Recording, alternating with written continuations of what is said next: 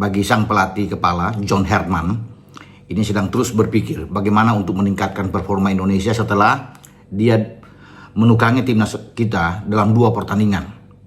Itu debut bagi John Herdman ya, kita tahu bersama.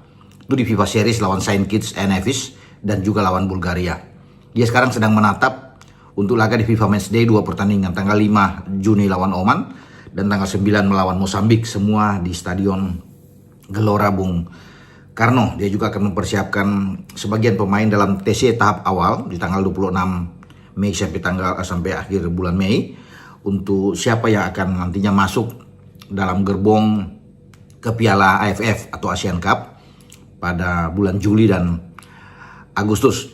Nah itu kemudian dia akan mempersiapkan tim juga di FIFA Asian Cup, di mana Indonesia kemungkinan besar tunjuk sebagai tuan rumah untuk pembagian 2 divisi, kita di divisi 1. Dan ini pertandingan-pertandingan yang bagus tentunya buat tim nasional kita sebelum puncaknya itu di Piala Asia.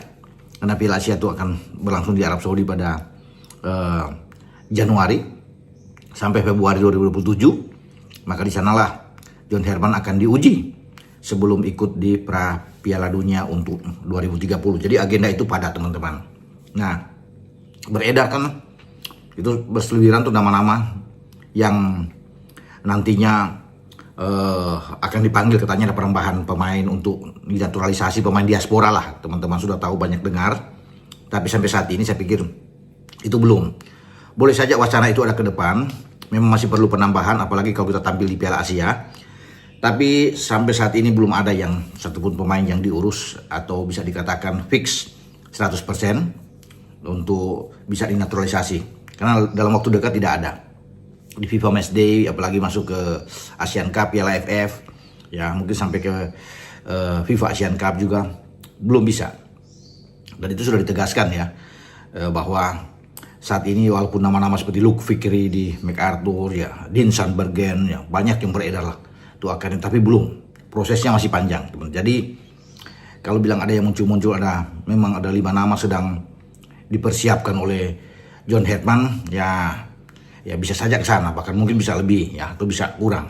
Nah itu nanti mungkin di 2027 ya akan berproses sana ya. Kita juga belum tahu dan belum ada pengumuman resmi dari federasi bahwa sudah ada pemain-pemain yang John Herdman sendiri belum mengumumkan bahwa dia akan membawa misalnya 5-6 pemain lagi untuk dinaturalisasi. Itu belum. Makanya proses teman-teman masih panjang.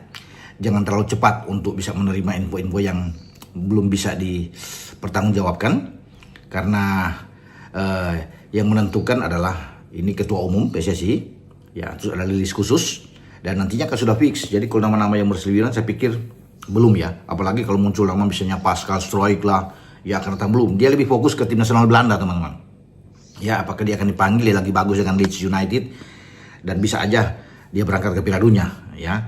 Dia mungkin akan berpikir kalau seandainya tidak ke Piala Dunia, makanya belum bisa. Mau ada nama Tristan Goyer dan sebagainya ya, itu belum teman-teman ya. Harus pasti ke depan.